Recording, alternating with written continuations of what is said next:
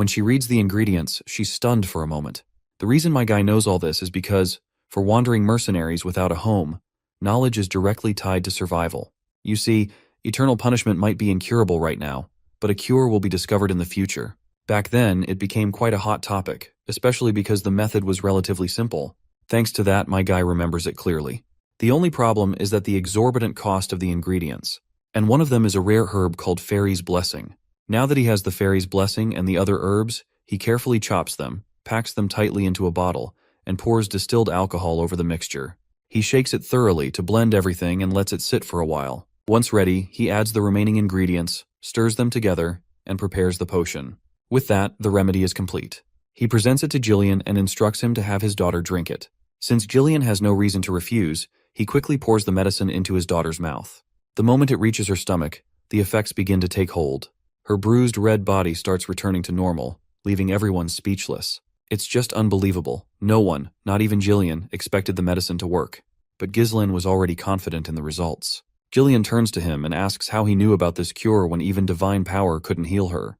To this, Ghislaine explains that the priest's divine powers aren't omnipotent. They enhance the body's vitality and strengthen its regenerative abilities, helping it fight the illness. But that's different from offering a fundamental cure.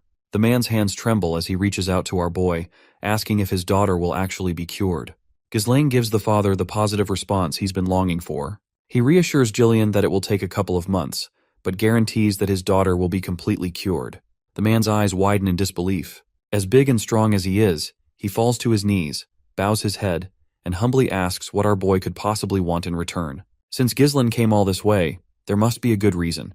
However, the old man tells him up front that he has nothing much to offer, other than his useless body. If Ghislaine needs him to become his dog, so be it. He'll follow every command and be his slave. But Ghislaine makes it clear that he doesn't need a slave. What he needs is Gillian, the captain of the Regressed Mercenaries. When the old man looks up, he's shocked to see the familiar eyes of a dreamer. Gillian quickly stands up, picks up his axe, and removes his long ponytail. Now he looks like an absolute giant, exuding an aura of power and confidence. He asks if anyone else has come here aside from him and his party. Ghislaine confirms that it's just him and his 3 companions. The man then asks if there's anyone with a grudge against him, to which Ghislaine confidently replies that there is, and there will be more in the future. With that said, the giant man grabs his harpoon, and after imbuing it with mana, he launches it with godly speed. The harpoon drills straight through his hut and into the forest. Moments later, as he pulls the rope back, the prey caught on the harpoon emerges, a man lodged in its barbs. Jillian grabs the intruder with his massive hand, his grip like a vice, and demands to know who sent him. The spy, however, seems more interested in how Gillian even knew he was hiding in the woods. Turning to our boy, Gillian asks what he'd like to do with this one. Ghislaine calmly replies that he already knows who sent the man, but he'd prefer not to stain his blade on a day like this. Still, he admits, it seems he has no choice. That's when Gillian stops him from unsheathing his sword and promises to take care of the intruder himself. With that said, Gillian tightens his colossal grip, and the screams of the spy echo through the forest. Once the deed is done, the mercenary respectfully bows to his master.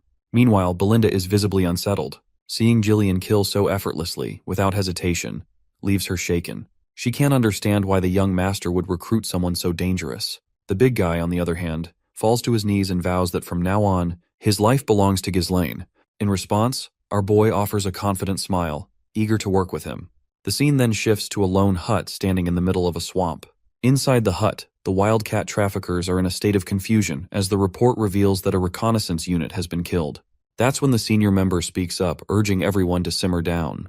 This man is Virgo, the captain of the squad. Virgo then states that, according to Bernaf's intel, Ghislaine shouldn't even have been able to find the reconnaissance unit, let alone kill them. He wonders if the unit was incompetent or if the intel was wrong. It's then the reporter reports that Jillian has joined Ghislaine's group. The captain becomes enraged, grabbing the reporter by the throat and angrily demanding confirmation.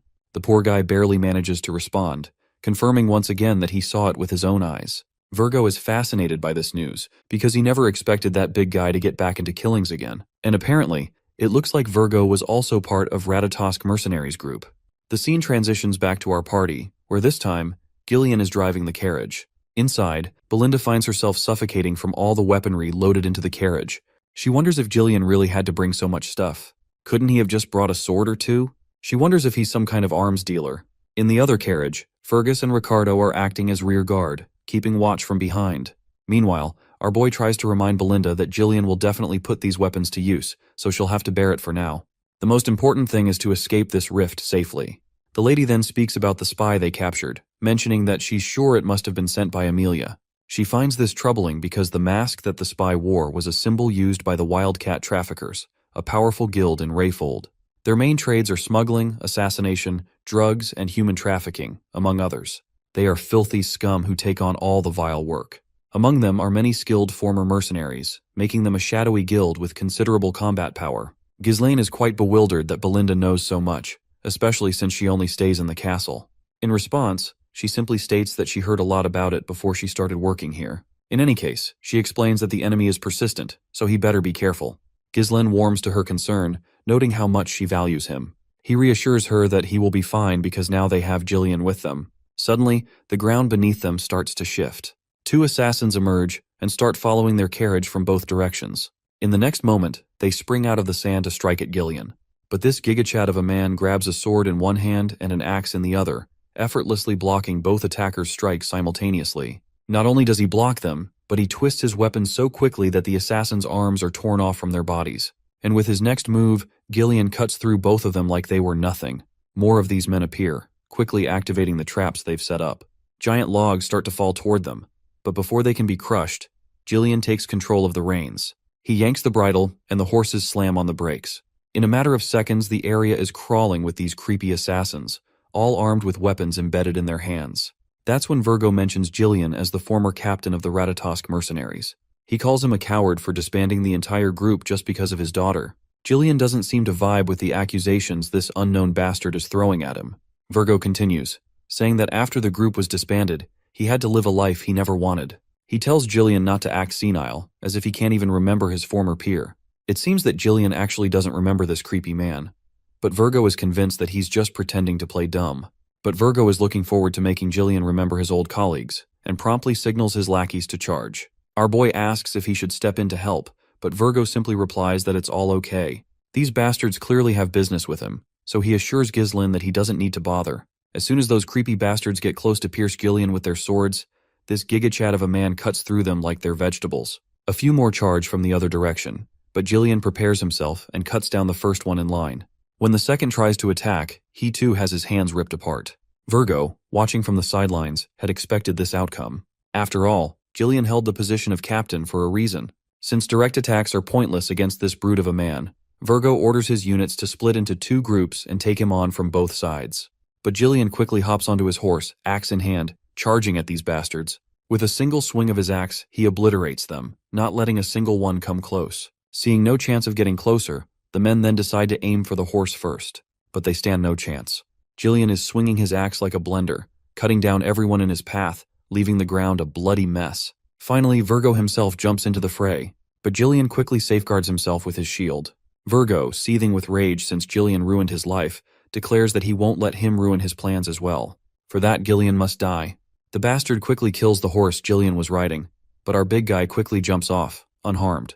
Virgo doesn't waste any time and comes charging with his blade, but the old man quickly blocks the direct hit with his axe. In the middle of the fight, he reminds this bastard that he's no longer the captain of the Ratatosk Mercenaries. One crushing blow from our old hero leaves this sucker in pain, and Gillian further throws him away with ease. Virgo is in shambles after just one hit. Blood leaks from his mouth as he questions who the captain is if it's not him. In response, Gillian begins to channel his mana, calmly stating that he has discarded his past. He is now nothing but young Lord Ghislaine's subordinate.